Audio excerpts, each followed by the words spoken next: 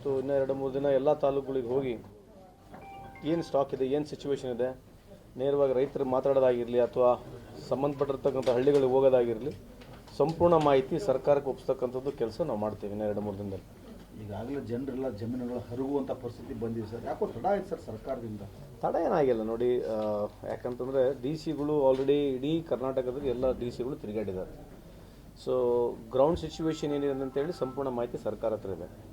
ಈಗ ನಾವೇನು ಹೊಸದಾಗಿ ಸಚಿವರುಗಳು ಮತ್ತೆ ತಿರ್ಗಾ ಆಗಿದ್ವಿ, ಮತ್ತೆ ಇನ್ನೊಂದ್ಸಲಿ ತಾಕೀತು ಮಾಡಿ ನಮಗೆ ಹೇಳಿದ್ದಾರೆ, as given us guidance that we have to go everywhere ಅಂತೇಳಿ ಹೋಗ್ತಾ ಇದೀವಿ. ಈಗ ಸರ್ ಎಲ್ಲ ಜಿಲ್ಲಾಧಿಕಾರಿಗಳು ಹೋಗ್ಯಾರ ಅನ್ಸುತ್ತೆ. ನಮ್ಮ ಧಾರವಾಡ ಜಿಲ್ಲಾಧಿಕಾರಿ ಮಾತ್ರ ನಿನ್ನೆ ಹೋಗ್ಯಾರ ಅಷ್ಟೇ, ನಿನ್ನೆ ಬಿಟ್ಟರೆ ಯಾವತ್ತೂ ಹೋಗಿಲ್ಲ, ಎಲ್ಲಿ ಹೋಗಿಲ್ಲ.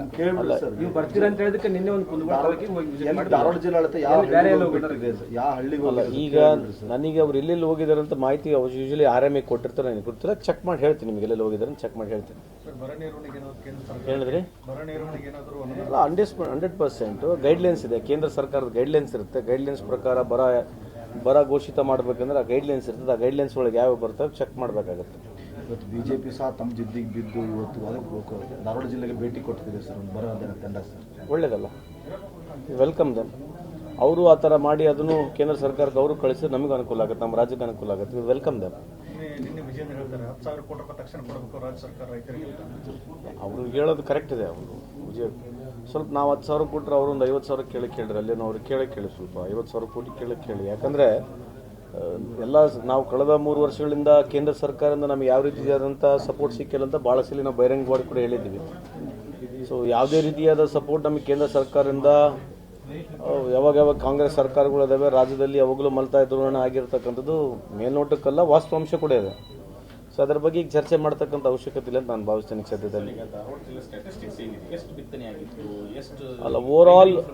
ಓವರಾಲ್ ಅದು ಇವತ್ತಿನ ಇವ್ರು just have landed. So overall 34% ಕಮ್ಮಿ ಇದೆ ಅಂತ ಹೇಳಿರ್ತಕ್ಕಂಥ ಮಾಹಿತಿ ಇದೆ. ಸೊ ಯಾವ crop wise we have got round about, if I am not wrong, ನಮಗೆ 3 lakh ಹೆಕ್ಟರ್ಸ್ ಅಷ್ಟು ನಮ್ಮದು ಇಲ್ಲಿ ಇರ್ತಕ್ಕಂಥದ್ದು ಏರಿಯಬಲ್ ಲ್ಯಾಂಡ್ ಇದೆ. ಮೆಜಾರಿಟಿ ನಮಗೆ ಯಾವಾಗಲೂ ಯೂಶಲಿ ನಮಗೆ ಸೋಯಾಬೀನು ಪ್ಲಸ್ ಜೊತೆ ನಮ್ಮ ಮೇಜೆ ಜಾಸ್ತಿ ಕಾರ್ಪೊರೇಷನ್ ಇರೋದು, ಅದ್ರ ಜೊತೆಗೆ ಸ್ವಲ್ಪ ಹಾರ್ಟಿಕಲ್ಚರ್ ಇದೆ, ನಮ್ಮ ಶುಗರ್ ಕೇನ್ ಕೂಡ ಇದೆ.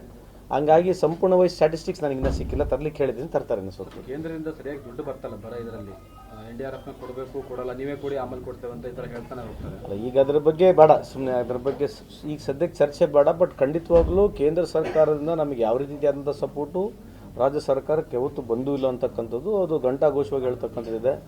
ನಮಗೆ GST ವಿಷಯದಲ್ಲಾಗಿರ್ಬೋದು ಅಥವಾ ಬೆಳೆ ಪರಿಹಾರದಲ್ಲಿರಲಿ ಅಥವಾ ನಮ್ಮ ಇನ್ಫ್ರಾಸ್ಟ್ರಕ್ಚರ್ನಲ್ಲಾಗಿರಲಿ ಭಾಳಷ್ಟು ಸಂದರ್ಭದಲ್ಲಿ ಕೇಂದ್ರ ಸರ್ಕಾರದಿಂದ ದುಡ್ಡು ಬಂದಿಲ್ಲ ಅಂತಕ್ಕಂಥದ್ದು ವಾದ. ನಾವ್ಯಾವುದು ಕಾಟಾಚಾರಕ್ಕಲ್ಲ, ಸತ್ಯಾಂಶ ಇದೆ. ಬೇರೆ ರಾಜ್ಯಗಳಿಗೆ ಎಷ್ಟು ದುಡ್ಡು ಹೋಗಿದೆ, ನಮ್ಮ ರಾಜ್ಯಗಳಿಗೆ ಎಷ್ಟು ದುಡ್ಡು ಬಂದಿದೆ, ನೀವು ಬೇಕಾದ್ರೆ ಚೆಕ್ ಮಾಡಿ ನೋಡಿ.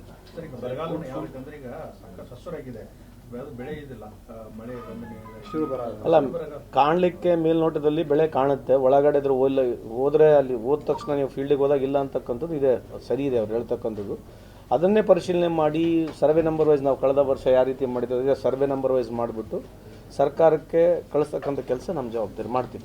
ರೈತರನ್ನೊಂದು ಪ್ರಮುಖವಾಗಿ ಆಗ್ರಹ ಮಾಡ್ತಾ ಇರೋದು ಬೆಳೆ ವಿಮೆಯಲ್ಲಿ ದೊಡ್ಡ ಮಟ್ಟದ ಗೋಲ್ಮಾಲ್ ಆಗ್ತದೆ. ಪ್ರತಿ ವರ್ಷ ನಾವು ವಿಮೆ ಕಂತನ್ನು ಕಟ್ತೀವಿ, ಬಟ್ ಬೆಳೆ ವಿಮೆ ಬರೋದಿಲ್ಲ. ಅಲ್ಲ ಅದರಲ್ಲಿ ನಾನು ಕೂಡ ಭಾಳ ಸಕ್ರಿಯವಾಗಿ ಅವ್ರನ್ನ ಒಪ್ತೀನಿ ಕೆಲವು ಸಂದರ್ಭದಲ್ಲಿ. ಯಾಕಂದರೆ ಅದು ಲಾಜಿಕಲ್ ಇನ್ಶೂರೆನ್ಸ್ ಕಂಪ್ನಿಗಳು ಸರ್ಕಾರಗಳಲ್ಲಿ ಬದಲಾವಣೆ ಬರಬೇಕಂತಕ್ಕಂಥದ್ದು ನಾನೇ ಹಲವಾರು ಸರಿ ಡಿ ಸಿ ನಾವು ನೇತೃತ್ವದಲ್ಲಿ ಮೀಟಿಂಗ್ ಮಾಡಿಬಿಟ್ಟು ಸಚಿವರಿಗೆ ಕಂಡುಬಿಟ್ಟು ಆ ನಾಮ್ಸ್ಗಳನ್ನು ಏನು ಚೇಂಜ್ ಮಾಡಬೇಕು. ಯಾಕಂದರೆ ಮಿನಿಮಮ್ ಫಿಕ್ಸೇಷನ್ ನಾಮ್ಸ್ ಏನಿದೆ ಅದರಲ್ಲಿ ಆ ಇನ್ಶೂರೆನ್ಸ್ ಕಂಪ್ನಿಗಳಲ್ಲಿ ಅದರಲ್ಲಿ ಚೇಂಜ್ ಆಗಬೇಕಂತಕ್ಕಂಥದ್ದು ನಮ್ಮದು ವಾದ ಇದೆ. ಬಟ್ ಅಲ್ಲಿ ಇಲ್ಲೇ ಮಾಡೋಕ್ಕಾಗಲ್ಲ. ಕಮಿಷನರ್ಗೆ ಹೇಳಿ, ಮಿನಿಸ್ಟ್ರಿಗೆ ಹೇಳಿ, ಅಲ್ಲಿ ಕೇಂದ್ರಕ್ಕೂ ನಾವು ಅದನ್ನು ಗಮನ ತಂದಿದ್ದೀವಿ, ಬರ್ದಿದ್ದೀವಿ ಕೂಡ, ಲೆಟರ್ ಕೂಡ ಬರ್ದಿದ್ದೀವಿ. ಮಧ್ಯಂತರ ಬೆಳೆ ಪರಿಹಾರ ಕೊಡಬೇಕು ಅನ್ನೋದು ರೈತರ ಆಗ್ರಹ ಸರ್. ಮಧ್ಯಂತರ ಕೊಡಲಿ, ಆಮೇಲೆ ಕೊಡಲಿ, ಮಧ್ಯಂತರವನ್ನು ಕೊಟ್ಟು ಅಲ್ಲ ಅವ್ರ ರೈತರು ಹೋರಾಟ ಅವ್ರು ಏನು ಮನವಿ ಇದೆ ಅದು ಸರಿ ಇದೆ ಅಂತ ನಾನು ವೈಯಕ್ತಿಕವಾಗಿ. ಬಟ್ ನಾವು ಹೋಗಬೇಕಲ್ಲ, ನಾವು ರಿಪೋರ್ಟ್ ಎಲ್ಲಿವರೆಗೆ ಹೋಗೋದಿಲ್ಲ, ಸರ್ಕಾರ ತೀರ್ಮಾನ ಮಾಡಬೇಕಾಗತ್ತೆ.